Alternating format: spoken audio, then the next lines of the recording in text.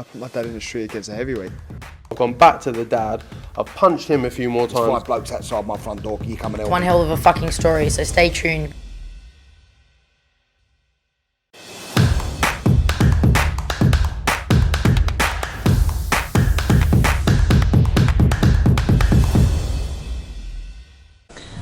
Andrew McCART, IFL TV, proudly sponsored by Everlast. I've got to say I'm delighted to be joined by Angel Fernandez himself. Angel, you were obviously out in Saudi Arabia, you're here in Liverpool with for Big Fraze, but I just want to go back to 2 weeks. Obviously you were in the corner, you were there for the whole 12 rounds of that fight, Joshua and Usyk. Just talk to me about the fight itself and how well Joshua did in that rematch. I can't go and say like too many like good things, because at the end of the day we wanted the win. You know, the whole team was confident, the whole team done what he needed to do, you know, in order to get that win. We didn't get in the end, and it's disappointing. You know, yes, there is improvements, but always been hard on myself, and I don't get to see them little details, you know, like the improvements that he did on that fight, which he had. But you know, all we wanted is the win. So just like the general feeling is disappointing and sad, really. Well, you said he'd done everything right, but obviously still lost the fight. But could there have been more? Could you have done more? Could you put the pressure on early? Because obviously the 9th round, we've seen what he did. Could he have maybe have done that for maybe the 1st, 2nd, 3rd round going in? Of course we could have done more, you know. But at the end of the day, that is life. That's present, you know. In the moment present, you could do so many things, and then when you look back, oh God, I could have done this better. I could have done that better. And you know, as I said on a previous interview, you know, in football, you get the next week to get it better. Boxing on that particular night, one win, one guy won, you know, the fight, and the other one lost the fight. So yes, we could have done maybe a lot more, but all we have to do is just like look at the things, look at the camp, look at the fight which we had, you know, on that night straight away after that loss. You know, we went back to the hotel, we watched the fight, and we already know what we need to do, you know, for next time. Obviously, social media. You go on Twitter or Instagram, there's going to be criticism no matter where you go. Now, obviously, coming into the fight, I've seen some comments about the corner saying that Joshua was winning the fight after 3-4 rounds, and they were getting criticism for that. How do you react when you hear criticism for that? And when you were watching the first 4 rounds, did you believe that Joshua was winning? Obviously, I don't get to honestly and listen. I'm actually saying the honest truth. I don't watch or stop. I don't have Twitter. You know, my Instagram is like, I don't even go into the comments or anything like that. People are gonna have opinions regardless. But if you tell me, like, honestly, I don't know who said, like, you know, that he was ahead. You know, I remember, I think it was like the end of round 2. I told him that was a good round. You know, we want to see more of that. But if someone mentioned, you know, he was winning the fight by whatever, you have to understand that if the fight would have ended by round 9, we would have won the fight. So the true reality is somehow, yes, we were ahead. So yes, there is a lot of critics, but you also have to understand the fighter. Some fighters want, like, be harsh on them. Some needs motivation. Some needs other things. So, you know, maybe they told us just to go, just like listen, just like keep on going, you know, you keep on doing things. You have to understand the fighter. You know, from the outside, from the TV, sitting on the sofa, I could go and say a million things, you know. But the true reality is you have to understand the person, you have to understand the fighter, and the message is completely different from Fraser to AJ to Kieran or to Richard, you know, or to any other fighter. You know, you have to understand the fighter. So that's what I'm saying.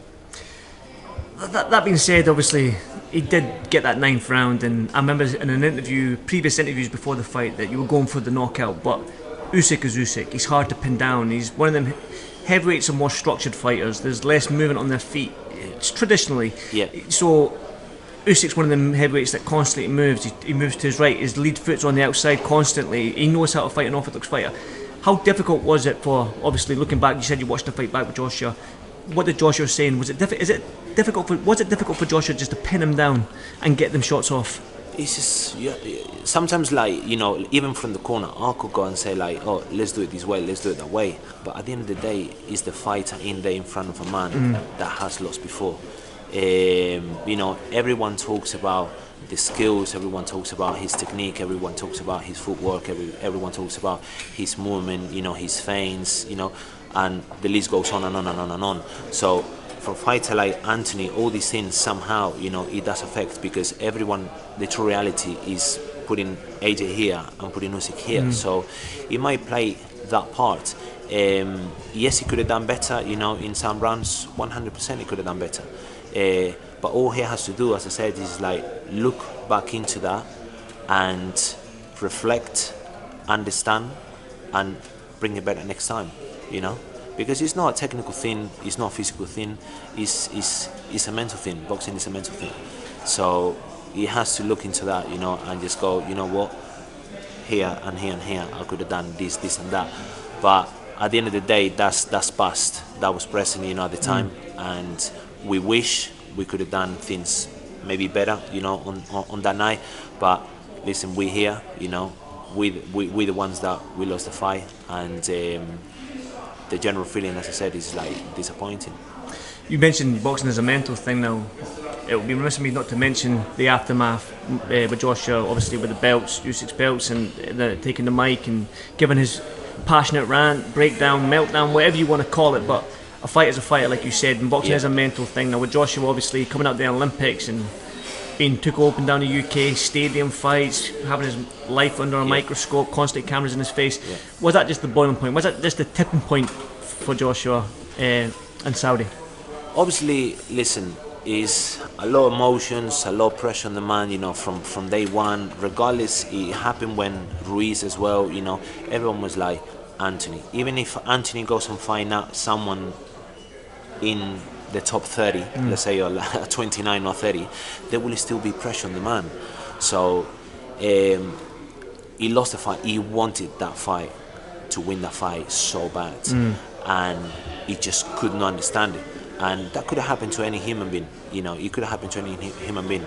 Obviously, you could have gone and say, oh, it was Usyk moment, which yes, he was, but we just saw a man that he wanted really bad that fight, and his emotions come out, and he realized, he got back into the ring, and he apologized to everyone, and some of the things that he said, is actually true, but again, if he would have done that, if he wouldn't done that, like, people will criticize. So we can't look at what people say, so what people doesn't say. So there was obviously talk about his team taking the mic off him to save him from himself, but I get Joshua as a 6'6". I mean, can you imagine you trying to take that mic off Joshua when he's in that sort of state of mind? In a state that none of us have ever seen him.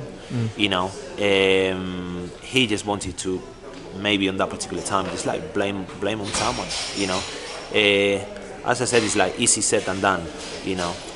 Let's see who would have been maybe the first guy, used to go and take the microphone from him, because the true reality, I didn't even realize. I only realized when he came towards the corner and he threw the bells. That's when I go, oh, hang on a second, what's going on here? So when I just saw that, I was like, wow. But who is the first man to go and I wouldn't. Yeah, no one would, because we never have seen that reaction away from him. So when a man is in that state, sometimes it's just like, try somehow to calm it down. Don't go against him, because the things could have been actually worse. So luckily, it was what it was. Obviously, switching it now, Robert Garcia. I don't know if you've seen the news about Robert. He said, and he spoke to a Spanish news agency, and he said it was lost in translation, but obviously you speak Spanish, so I don't know if you've read that article when he said something about that Joshua was mentally broken after round 9 and going to 10, 11, 12, but he said it was, again, I don't speak, I said in Robert's comments, and he would never disrespect his fighters. No, of course not. You've obviously not read the article, so I don't know. Obviously, he maybe said it, maybe not with that intention. At the end of the day, I could say something, and just like people's perception would be completely it's the different. Language barrier. I think it's just Spanish probably like the English, language barrier as well. He was not mentally broken. It's like on that 10th round, you have to give all the credit to Usyk, because another fighter would have gone that round just to survive, and maybe come back strong on the 11 and 12. And we told Anthony, go strong at him, you know, on the round 10. You know, that man is hurt, but the one came out on that ring on that 10 round to fight and push him back was himself. So you have to give him a lot of credit for that.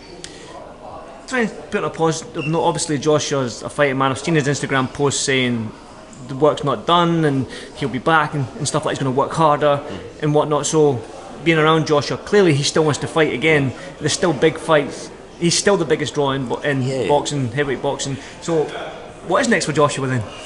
Next, obviously, you just have to talk to you know, Eddie Hearn. You know, we all had a chat. You know, they're probably gonna throw some names up there.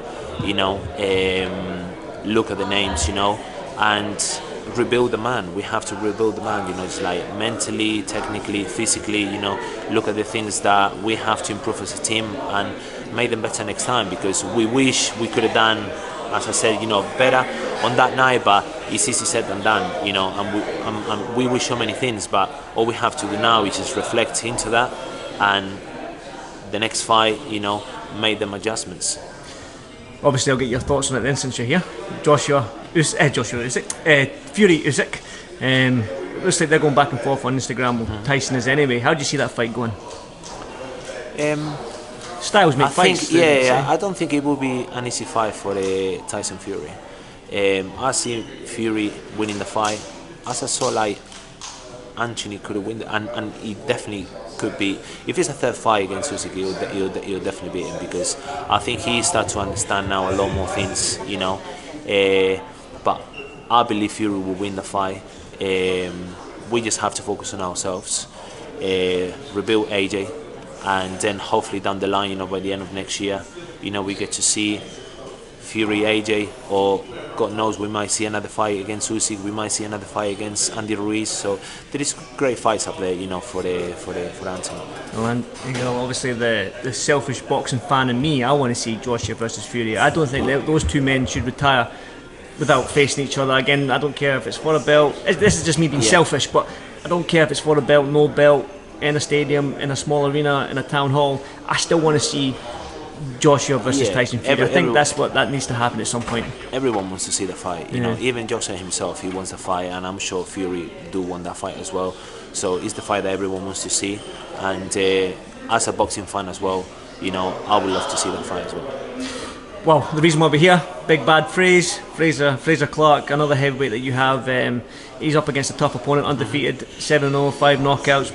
Big Fraser's doing his thing. How's he looking in the gym, and what do we expect tonight? He's looking good, you know. He's training hard, you know. He's a very disciplined guy, you know. He puts the work. It's an absolute pressure to work with him. Again, you know, we're here to win. We never prepare for fight to lose a fight. There is yet a lot of work to do, you know, because he's just like came into the pros, and I know he had a long kind of like experience in the WSB, but I'm expecting him to put a good performance tonight.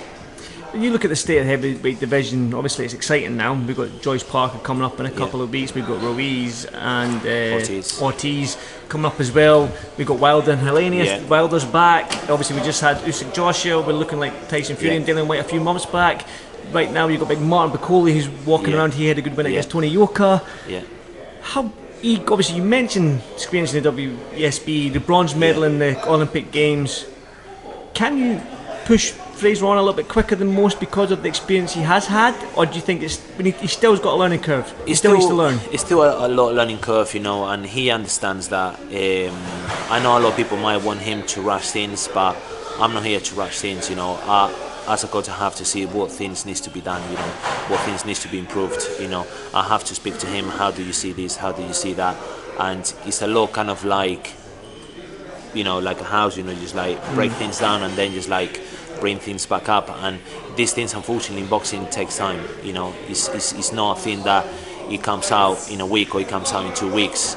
We only have been together for less than a year, you know, and hopefully, you know, get 2 years, maybe 3 years. You know, I'm not saying like learning curve in 2 or 3 years, but you know, I will see him be more established, you know, like by year 3. obviously you like knockouts. Can we see another knockout by Fraser tonight? I believe so, yeah. Good stuff. Angle, thank you so much for doing this live on TV. I do appreciate it, and I'm sorry for boring you for the AJ comments. Please, I'm sure. No, that's fine. That's fine. It's understandable, you know. But you know, like people can have opinions. It's like at the end of the day, we all entitled to have opinions. You know, like he's a big man himself. You know, and all we have to do is just do our best. That's all I'm expecting. I'm expecting that from myself. You know, and the first person that I'm disappointing, you know, in the result, you know, obviously Anthony himself, Robert, the whole team, it's just myself, because how you put through these camps, like mentally, physically, you know, like the understanding that I could go into detail, but I'm not here to feel sorry for myself, you know. I'm just here just like to do the best and give other people, you know, the path to follow that anyone, you know, can be, just go from nothing to be training one of these great fighters, you know. Angle, as always, thank you so much for doing this live you, on TV, and good luck tonight with Big Fraser. Thank you so much. Thank you. Appreciate it. Thank you, my man.